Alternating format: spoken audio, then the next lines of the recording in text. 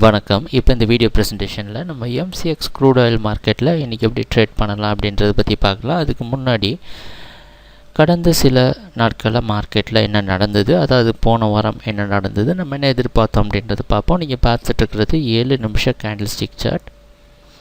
கடந்த 3 நாட்களாக மார்க்கெட்டில் இந்த புதிய கான்ட்ராக்டில் நம்ம இந்த 3020 அப்படின்ற ஜோனை அடிப்படையாக எடுத்துகிட்டு இருந்தோம். அதோடைய காரணத்தை போன வார வீடியோ ப்ரெசன்டேஷனில் தெளிவாக சொல்லியிருந்தோம். அந்த அடிப்படையில் 23ஆம் தேதி மார்க்கெட் ஓப்பன் ஆனது முக்கியமான ஜோனுக்கு மேலே. அதனால் மார்க்கெட் பையிங்க்கு சாதகமாக இருக்கும்னு எதிர்பார்த்தோம். நம்ம எதிர்பார்த்த மாதிரி 3120 வரைக்கும் போயிட்டு அதுக்கு மேலே நிற்க முடியாமல் மார்க்கெட் அன்றைக்கி கீழே வந்து க்ளோஸ் ஆகிருக்கு. எங்கன்னா 3886 பக்கமாக க்ளோஸ் ஆகிருக்கு. கீழே க்ளோஸ் ஆன காரணத்தினால அடுத்த நாள் மார்க்கெட் 3020 ரெசிஸ்டன்ஸை வச்சு மார்க்கெட் ட்ராப் ஆகிட்டு இறுதியாக 3286 பக்கமாகவே வந்து மறுபடியும் க்ளோஸ் ஆகிருக்கு. அப்போ 24ஆம் தேதி ஓப்பனிங் க்ளோசிங் ரெண்டும் சரிசமமாக அமைஞ்சிருந்தது.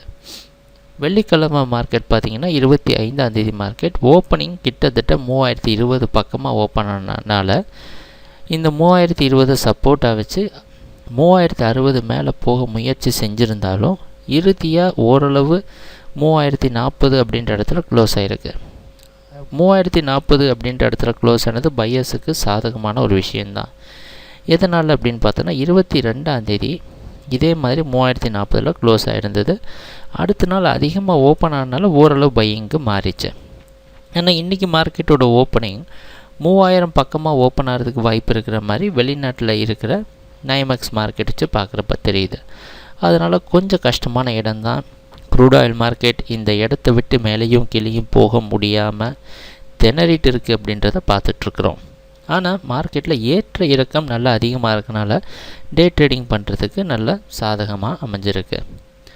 இன்றைக்கி என்ன பண்ணலான்னா மார்க்கெட் 3040 விட்டு மேலே போனால் பை பண்ணலாம், 2990 விட்டு கீழே வந்தால் செல் பண்ணலாம்.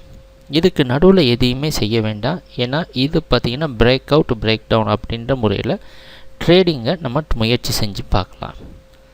3060 மேலே ப்ரைஸ் க்ளோஸ் ஆச்சுன்னா தற்காலிகமாக பையிங்க்கு சாதகமாகவும், 2960 பக்கமாகவோ அதுக்கு கீழே ப்ரைஸ் க்ளோஸ் ஆனால் செல்லிங்க்கு சாதகமாகவோ மாறுறதுக்கு வாய்ப்பு இருக்குது.